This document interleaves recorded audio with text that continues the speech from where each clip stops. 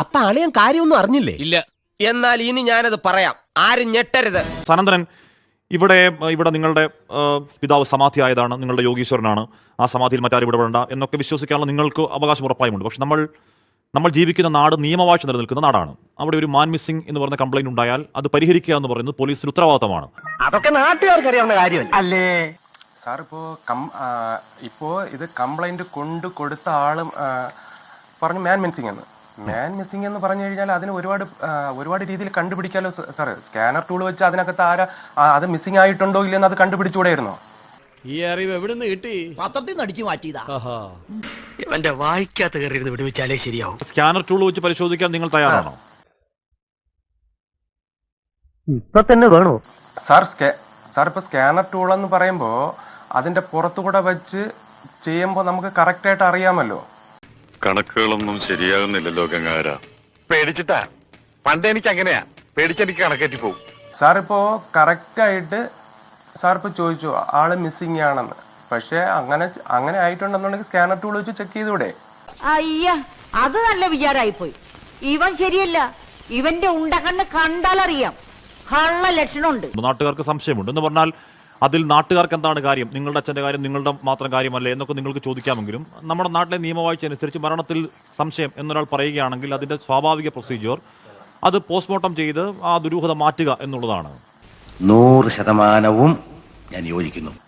നിങ്ങൾ എത്ര എതിർത്താലും അതിന്റെ വഴി അത് അങ്ങനെ സാധ്യമാകൂ എന്ന് നിങ്ങൾക്ക് തിരിച്ചറിവുണ്ടോ സനന്ദനൻ?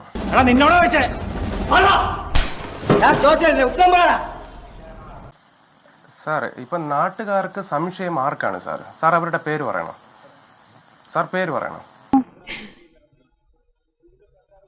അത് ഉത്തരം പറ. അത് നീ ഇപ്പൊ ചോദിച്ചതേ ഒരു ആദ്യം ഊള ആൻസറാ.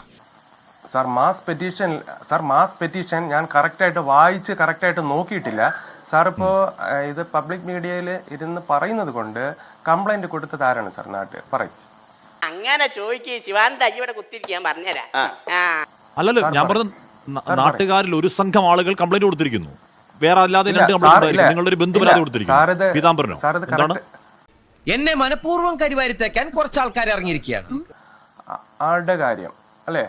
വിശംബരൻ. അതെ, സാർ ഞങ്ങളുടെ ബന്ധു അല്ല സാർ. അല്ല, പരാതി ഉണ്ട് അവിടെ. വിശംബരൻ എന്ന് പറയുന്ന ആള് ഞങ്ങളുടെ ബന്ധു അല്ല. കള്ളനവൻ പെരുങ്കള്ളൻ എന്റെ കൈ കിട്ടില്ല. ഈ ഒരു സമാധാനപരമായിട്ട് പോകുന്ന ഈ ശിവന്റെ അമ്പലത്തെ ഈ വിശംബരൻ എന്ന് പറയുന്ന ആള് ഇല്ലാതാക്കാനായിട്ട് ശ്രമിച്ചുകൊണ്ടിരിക്കുകയാണ്. സത്യമായി പറയുന്നവനായി ഈ രാജാക്കന്ന്. ഇവൻ പറയുന്നത് വിശ്വസിക്കരുത്. ഇവൻ ഭക്ഷണം കഴിക്കാനും കള്ളം പറയാനും മാത്രമാണ് വാ തുറക്കുന്നത്. സാർ ഞാൻ ചോദിച്ചതിന് സാറ് മറുപടി പറയും. കാര്യം സാറിപ്പോ ഫുള്ളായിട്ട് അറിഞ്ഞിട്ടുള്ള സാറാണ്. ഓ, നമുക്ക് കിട്ടുന്ന വെച്ചല്ലേ. അപ്പൊ ഹാഷിഫ് സാറ് ഇപ്പൊ ഞാൻ ചോദിച്ചതിന്റെ മറുപടി ഇപ്പൊ ബന്ധുക്കൾ കംപ്ലൈന്റ് കൊടുത്തെന്ന് പറഞ്ഞു, നാട്ടുകാർ കംപ്ലൈന്റ് കൊടുത്തെന്ന്. അത് ആരാണെന്ന് പറയും സാറേ, അപ്പൊ നമുക്കറിയാലോ. സംഗതി ആകെ പെശകാണല്ലോ ശ്രീരേട്ടാ.